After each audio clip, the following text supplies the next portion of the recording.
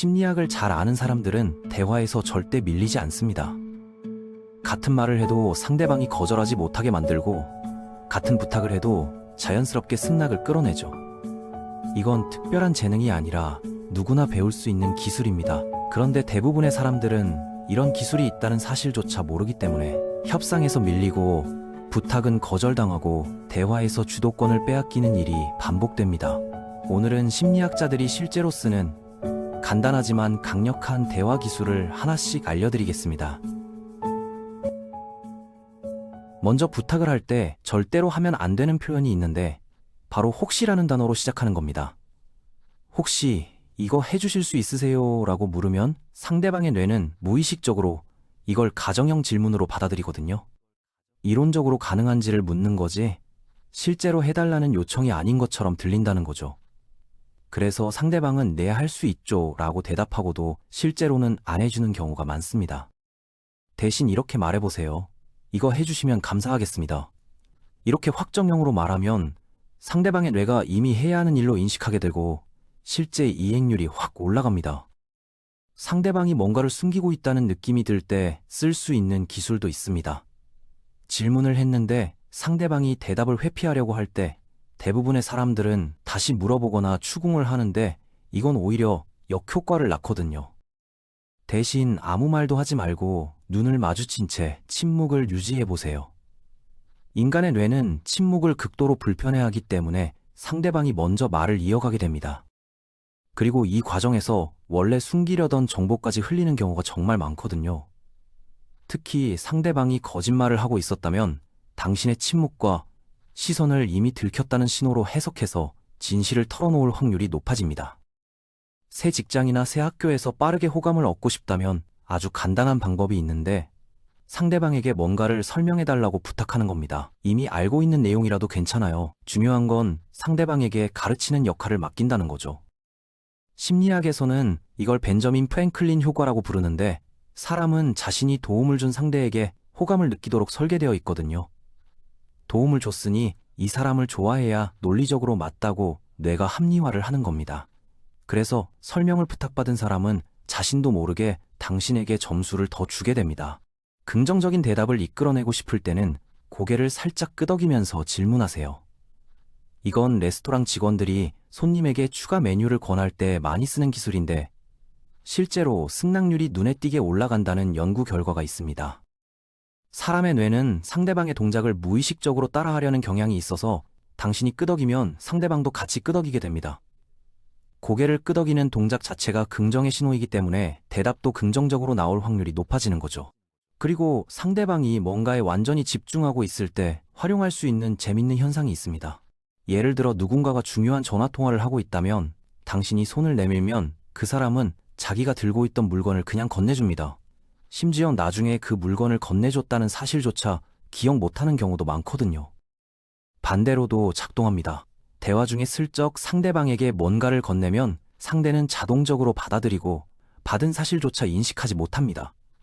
이사하거나 정리할 때 유용하게 쓸 수 있는 심리 현상이에요. 누군가에게 부탁을 해야 하는데 거절당할 것 같은 느낌이 들 때는 역심리를 활용해보세요. 이거 아마 어려우실 것 같은데 라고 먼저 말해보는 겁니다.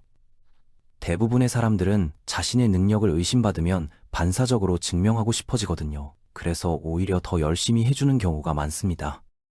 또 다른 방법은 본론으로 들어가기 전에 작은 부탁을 먼저 하는 건데 이렇게 하면 상대방과 일종의 연결고리가 만들어져서 큰 부탁을 거절하기가 심리적으로 어려워집니다. 협상에서 더 좋은 조건을 얻고 싶을 때는 약간 실망한 표정을 지어보세요. 상대방의 제안이 나쁘지 않더라도 살짝 아쉬운 표정을 보여주면 상대방은 자신의 제안이 부족했다고 느끼게 되거든요. 그래서 자발적으로 조건을 높여주는 경우가 많습니다. 특히 연봉 협상이나 가격 협상에서 이 기술이 효과적인데 핵심은 과하게 연기하지 않고 미묘하게 실망감을 표현하는 겁니다. 아침에 일어나기 힘들 때 쓸 수 있는 방법도 있어요. 알람이 울리면 바로 일어나서 두 주먹을 불끈 쥐고 마치 축구 선수가 골을 넣었을 때처럼 승리 자세를 취해보세요. 이상하게 들릴 수 있는데 실제로 효과가 있습니다. 몸의 자세가 뇌에 신호를 보내서 기분과 에너지 수준이 달라지거든요. 이걸 체화된 인지라고 하는데 승리 자세를 취하면 뇌가 정말로 이겼다고 착각하면서 활력이 생기는 원리입니다. 문을 잠갔는지 가스를 껐는지 계속 확인하게 되는 분들에게 유용한 팁이 있습니다. 그 행동을 할 때 아무 상관없는 이상한 단어를 소리내어 말해보세요. 예를 들어 초록색 토끼라고 말하면서 가스를 끄는 거죠. 나중에 불안해질 때 내가 그때 초록색 토끼라고 말했지 라고 기억나면서 안심이 됩니다.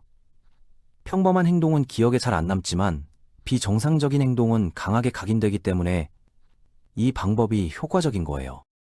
누군가가 시비를 걸거나 말다툼을 유도할 때는 예상 밖의 반응으로 상대방을 당황시키는 게 좋습니다. 공격적으로 나오는 상대에게 오히려 친절하게 대응하면 상대방의 공격성이 순간적으로 멈추거든요. 뇌가 예상한 반응이 안 나오면 어떻게 대응해야 할지 혼란스러워지기 때문입니다. 또 다른 방법은 완전한 침묵인데 싸움을 하려는 사람에게 무시당하는 것만큼 짜증나는 게 없어요. 다만 친한 사이에서의 갈등이라면 잠깐 상대방 입장에서 생각해보는 게 더 효과적입니다. 팀의 일을 미루는 사람이 있을 때 지시하는 방법도 중요합니다. 이거 해라고 말하면 상대방은 전체 업무량을 머릿속으로 계산하면서 부담을 느끼거든요. 대신 이것부터 시작해봐 라고 말해보세요.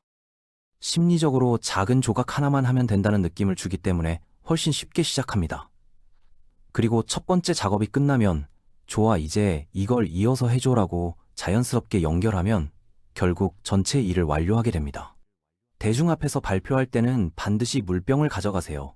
긴장하면 입이 마르기 때문에 실제로 필요하기도 하지만 더 중요한 건 말문이 막혔을 때 물을 마시면서 시간을 벌 수 있다는 거예요. 청중은 당신이 잊어버린 게 아니라 목이 말랐다고 생각할 겁니다.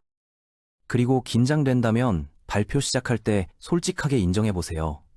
많은 분들 앞에서 말씀드리려니 좀 긴장되네요 라고 말하면 오히려 긴장이 풀리고 청중도 공감하면서 더 호의적으로 들어줍니다. 지하철에서 누군가가 계속 쳐다볼 때 불편하다면 그 사람의 신발을 음시해 보세요. 절대 먼저 시선을 피하지 말고 계속 보세요. 자기가 쳐다보던 상대가 갑자기 자기 신발을 뚫어져라 보면 굉장히 신경 쓰이거든요. 뭔가 이상하게 보이나, 뭐가 묻었나 하는 생각에 시선을 거두게 됩니다. 상대방의 실수를 지적해야 하는데 관계가 나빠질까 걱정된다면 문장 구조를 바꿔보세요. 왜 창문 안 닫았어? 라고 말하는 대신 창문이 밤새 열려 있었네 라고 말하는 거예요.